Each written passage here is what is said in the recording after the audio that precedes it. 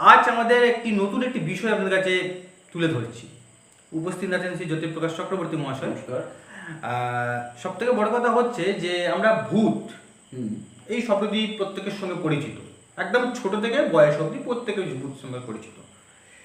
কিন্তু ভূতের যে ব্যাকরণগত অর্থ আমরা পাই তা হচ্ছে যা কিছু অতীত, অর্থাৎ ইতিহাস। হুম তাহলে আমরা ভূত বলতে যার কোনো অস্তিত্ব নেই কোনো যৌক্তিকতার দিক থেকে এবং কোনো রকম বিজ্ঞানের যুগে, তাহলে সেই জিনিসটা আমরা ভয় পাচ্ছি। তাহলে কি আমরা এটা বলতে পারি যে আমরা কোনো অতীত থেকে ভয় পাচ্ছি, নাকি মানুষ ভূত বলতে কোনো অকল্পনীয়, কোনো এক কল্পনীয় জীবের এক প্রতি একটা মনে করছে? এখন বরাবরই যেটা আমি বলি যে বাংলা বা ভারতীয় যত শব্দ আছে যেগুলো বিশেষ করে সংস্কৃত থেকে উৎপন্ন হয়েছে, সেই শব্দগুলোর বর্ণগতভাবে এবং শব্দগতভাবে বিশ্লেষণ করার দরকার আছে। কিন্তু বেশিরভাগ লোক আমরা করি না। এই যে তুমি বলছিলে যে জ্ঞান নয়ন চালি, তা জ্ঞান মানুষের যে নেই তা না, প্রত্যেক মানুষের জ্ঞান কিছু না কিছু আছে। অবশ্যই, নিশ্চয়ই। এক এক মানুষের এক এক দিকে জ্ঞান আছে। তো ভূতের ব্যাপারটা বলছি, তার আগে অন্য ব্যাপার একটু বলি, যেটা হচ্ছে কি আমরা জানি যে বায়োটিক মানে কি, অ্যান্টিবায়োটিক মানে কি। বায়োটিক যা কিছু জৈব জৈব অর্থাৎ আমার জীবনের জন্য যেটা সেটা বায়োটিক হবে। তাহলে অ্যান্টিবায়োটিক জীবনের পরিপন্থীর জন্য হবে। তাহলে বাঁচার জন্য যদি ওষুধ খাই আর বায়োটিকের শব্দটার অর্থ আমরা জানি, তাহলে শিক্ষিত লোকও কেন অ্যান্টিবায়োটিক খাচ্ছে? এটা কি তার জ্ঞানের অভাব? তা না। ব্যবহারিক অভাব? তাও নয়। ডাক্তারের কাছে যে শুনছে বলেই খাচ্ছে তাও নয়। এটা এক ধরনের নেশা। আমরা ভালো মন্দ যাই করি, এখন নেশা শব্দের অর্থ কী হবে? নেশা শব্দের অর্থ হচ্ছে আসক্তি। তা আমার ভাত মাছ না হলে 3 দিন না গেলে প্রাণটা আইডাই করে, তার মানে আমি ভাত মাছের নেশাগ্রস্ত। একটি লোকের সকালবেলা 2 ঘন্টা ধরে পুজো পাঠ না করলে তার হচ্ছে মন ভরে না, অস্বস্তিতে ভোগে, সেটাও কিন্তু একটা নেশাগ্রস্ত। আমি ভয় পাবো, এটা আমার কিন্তু একটা নেশা। যেমন ওষুধ খাওয়া বললাম একটা নেশা। একটু কিছু হলেই ওষুধ খাচ্ছি। আমি জানি এখন যে জ্বরটা হচ্ছে 4 দিনের ফিভার হচ্ছে, এর আগে ক্যালকাটা ফিভার হয়েছে, 1 দিনের ফিভার হয়েছে, 3 দিনের জন্য জ্বর হয়েছে। আমি জানি 3 দিন আমাকে ভুগতেই হবে জ্বরে। যদি একদিনে আমি জ্বরটা সরাই তাহলে আরও 2 দিন আমার উইকনেসে এবং সব কর্মক্ষম বাদ দিয়ে আমাকে ভুগতে হবে।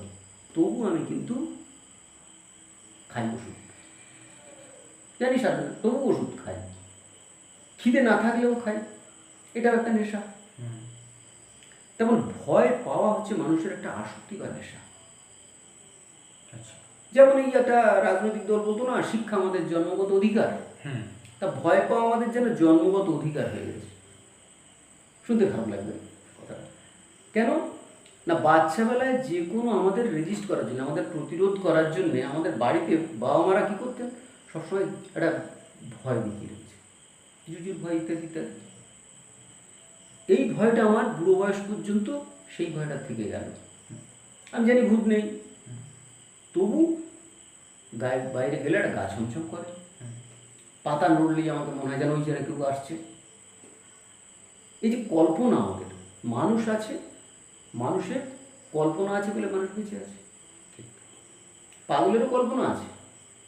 তাহলে প্রত্যেক জীবিত মানুষের যে কল্পনা আছে, এই কল্পনার মধ্যে থেকে ভয়ের একটা কল্পনা আছে। কারণ ভূত মানে আমরা জানি, ভূতের যদি হিন্দি ব্যাকরণে দেখি ভূতকাল আছে, অর্থাৎ অতীতকাল। ভূতপূর্ব প্রধানমন্ত্রী মানে যিনি প্রধানমন্ত্রী ছিলেন, এখন আর নেই, অতীত। অতীত। তাহলে আমরা জানি ভূত মানে অতীত। তাহলে যার অস্তিত্ব নেই কিন্তু অস্তিত্ব ছিল, সেটাই হচ্ছে ভূত। এই অর্থটাকে আমরা কিন্তু বিকৃত রূপে দেখিয়ে মানসিকভাবে একটা কল্পনা করে নিয়ে ভূতের একটা সংজ্ঞা তৈরি করেছি আলাদা।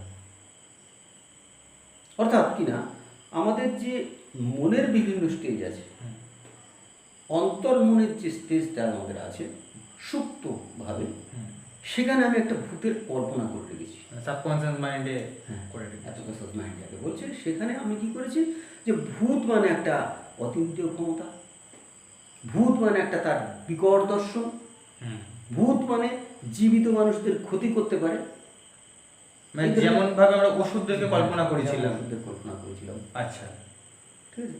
তো এই কল্পনার জন্য কি হয়েছে, এই কল্পনা এবং তার সঙ্গে কিছু লোকের অভিব্যক্তি, এই ভূত চেপেছে, এই হয়েছে, সেই হয়েছে, হ্যান ত্যান।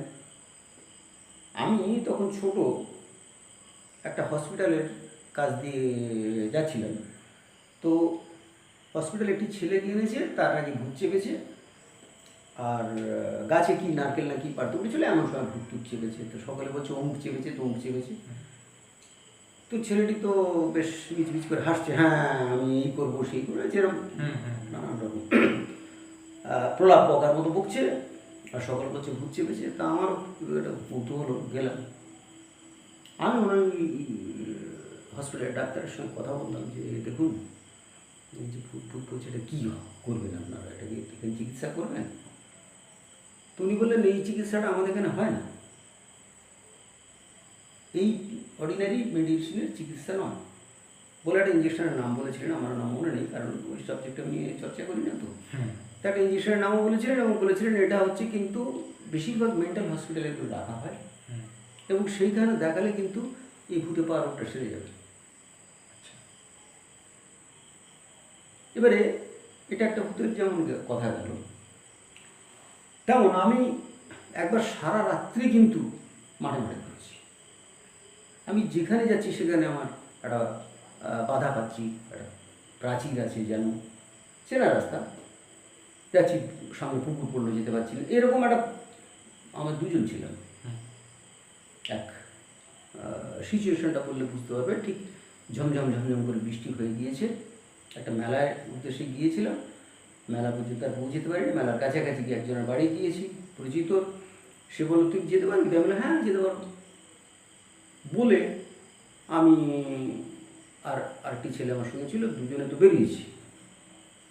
বেরিয়ে এবারে কি করলাম যে সাইকেলটা নিয়ে যাওয়া যাবে না, তাহলে আর একটা পরিচিত বাড়িতে সাইকেলটা কাছাকাছি রাখলাম, রেখে এইবারে আমি এসে একটা বট গাছ আছে, পুকুর আছে, সেখানে বেশ দু একদিন আগেই হয়তো পানা, পুকুরের পানাগুলো তুলে, কচুরি পানা তুলে রেখেছিল পাড়ে, তা সেখান দিয়ে আমি যাচ্ছি, মানে কাঁচা রাস্তা যা হয় আর কি, বেশ ট্রাউজার করা ছিল, তুলে নিয়ে চুটি হাতে নিয়ে যাচ্ছি।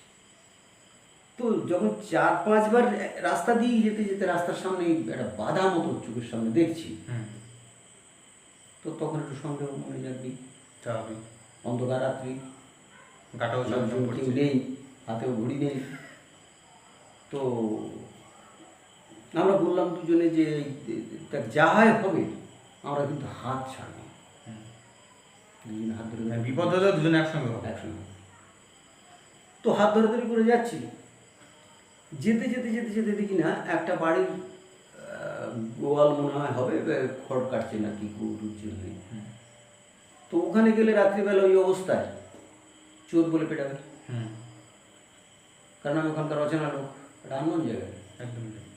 তো ওখান থেকে আবার ব্যাক করছি, ব্যাক করে দুজনে একটু বসলাম, বসে বসে চিন্তা করে করে করে কী হবে, বললাম যাই হয় হবে, আমরা বাধা মানব, গাছ পেলেও সোজা চলে যাবে, কাঁটা ঝোপ পেলেও সোজা চলে যাবে। এই ডিটারমাইন হয়ে দুজনে কিন্তু হাত ছাড়ছি না, বেশ ভালো করে যাচ্ছি। গিয়ে নিচে দেখলাম একটা মানে উঁচু জায়গা, সেখান থেকে মাঠে নামতে হবে লাফ দিয়ে, তাছাড়া উপায় নেই। তো দুজনেই একসঙ্গে জয় মা করে লাফ দিয়েছি, লাফ দিয়ে পড়েছি মাঠে। তো ভিজে মাটি ছিল বলে খুব একটা অসুবিধা হয়নি, যাই হোক কাদা ফাদা কোথায় লাগছে দেখার মতো তখন পরিস্থিতি নেই, স্কোপ নেই। ঠিক দূরে দেখলাম একটা জায়গায় ওই পুতুল নাচ, না পুতুল নাচই মনে হচ্ছে, দ্বিতীয় পিরিয়ড, আমি তখন বাচ্চাবেলা তো, 5টা নয়া পয়সা পকেটে আছে, এখনকার কথা বললে হয়তো বিশ্বাস হবে না তোমাদের, 5 নয়া পকেটে আছে, 4 কোনা 5 নয়া একটা। তো যাই হোক এইবারে তো আমরা যেহেতু সাইকেলে গিয়েছি, আমার তো পয়সার দরকার নেই, হুম হুম হুম। এই ব্যাপার হয়েছে। আর ও তো রাস্তায় ছিল, ওই চল যাই, তার কাছেও পয়সা নেই। আর তার কাছে পয়সা নেওয়ার দরকারই নেই। হুম। আর তখনকার দিনে আমাদের এখনকার ছেলেদের মতো পয়সা করে এত দিত না। জোর ছিল না। ঠিক। যাই হোক, দেখলাম ওই পুতুল নাচ ফাচ হচ্ছে, তা পুতুল নাচ শুনে রাত্রিটা কাটাবো এরকম না করে কাছাকাছি গেলাম। কাছাকাছি যাওয়ার পরে পুতুল নাচ যখন ভেঙে গেল তখন ভোর হয়নি, হুম কী করবো, এবার মেলা ভেঙে সব চলে যাচ্ছে। হুম একজনদের পিছন ধরলাম, তারা বেশ কিছু লোক আসছে, ওই দোকান টোকান শেষ করে তাদের পিছন পিছনে এসে যখন একটা বড় রাস্তায় উঠলাম, জিজ্ঞেস করলাম যে এই রাস্তাটা কোথায় গিয়েছে, তা বললো যে এটা মেন রাস্তা গিয়েছে, এবং সেখান থেকে আমার স্টেশনে আসা 3 কিলোমিটার মতো হবে। এবারে ওদের যখন রাস্তাটার সন্ধান পেলাম, তাহলে এটা জায়গাটা কোথায়, জায়গা যেটা নাম বললো সেই জায়গাটা ভূতের জন্য প্রসিদ্ধ। আচ্ছা। মানে সকলেই বলে নাকি ওখানে ভূত আছে। তো আমরা সারা রাস্তা চিন্তা করতে করতে ওখান থেকে প্রায় 1 কিলোমিটার, আর তারপরে 3 মাইল মতো রাস্তা, তারপরে 4 কিলোমিটার প্লাস আমার বাড়ি আসতে হবে স্টেশন থেকে। তো এরকম করে রাস্তাটা তো হেঁটে হেঁটে এলাম। ততক্ষণে ওই ভোরের ট্রেনটা 3:30 না কটায় ট্রেনটা যায় না, ওই ট্রেনের ফার্স্ট ট্রেন যেটা। প্যাসেঞ্জার বেরিয়ে না, সবজি যেটা যায়, হ্যাঁ, সবজি। আচ্ছা, ওর লোকজন বেরিয়ে গিয়েছে, রাস্তাতে যাচ্ছে। তো যেহেতু ঘুরেছি সেহেতু এটা তো ভূতে ঘুরিয়েছি, ওই জায়গায় ভূত আছে সকলে বলছে, বা সকলে জানে বলে। যাকেই বলতে যাই ব্যাপারটা, তো সকলে বলে যে ভূতেই ঘুরিয়েছে তোদের, খুব স্বাভাবিক ব্যাপার। তো এবার প্রেজুডিকশন করতে বললেন কী হবে, অ্যাসেসমেন্টটা কী করা যায়, এটা কী করে ভূত হয়। ভূত যদি হবে তা সে তো আমাকে মারতে পারতো, বা যা হয়তো শুধু বিপদে চালিত করেই ভূত ছেড়ে দিলাম আমি, এটা কী করে হবে। আর যখন আমরা ডিটারমাইন হয়ে যে যাবই, তখন তো আটকাতে পারতো। তখন কিন্তু আর ভূত রইল না। তাহলে মানসিক কনফিডেন্স বা সাহস যদি থাকে, যেটা মেষ রাশির জাতকদের পক্ষে বেশিরভাগ পক্ষে হয় না, সম্ভব হয় না, অন্য রাশির জাতকদের হয়, মেষ রাশির জাতক একটু দুর্বল হয় সাধারণত, যে অনেকে মানে অনেকে মানে না ব্যাপারটা। তো যাই হোক, তখন কিন্তু আর কিছু করতে পারবো না। আচ্ছা। এবং অ্যাসেসমেন্ট করে যে দেখলাম, ওই যে পানা পুকুর, মানে পানা তুলে যে রেখেছে, পানাগুলো পচেছে, তার থেকে একটা পচে দুর্গন্ধ বেরোচ্ছিল, পেয়েছিলাম আমি। ওটাই যে মিথেন গ্যাস, যেটাকে পরবর্তীকালে মিথেন গ্যাস জ্বালিয়ে আলেয়ার যে সৃষ্টি হয় যেটা।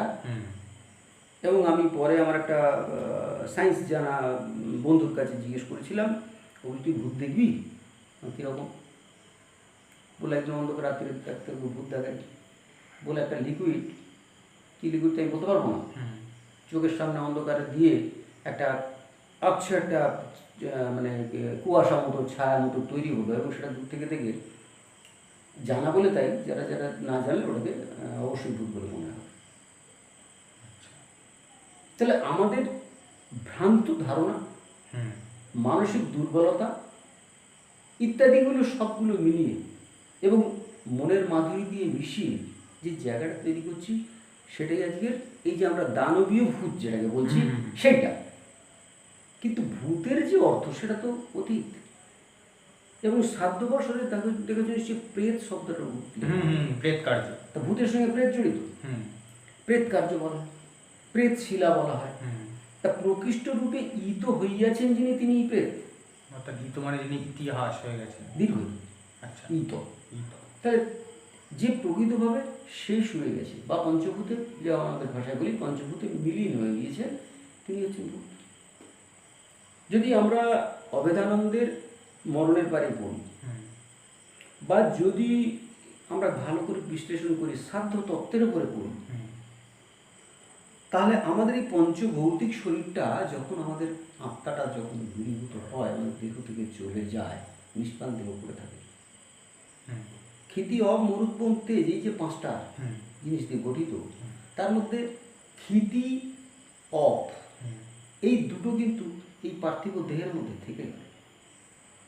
মরুৎ, বোম এবং তেজ। তাহলে মরুৎ অর্থাৎ বায়ু, প্রাণবায়ু চলে গেল, বায়ু চলে গেল।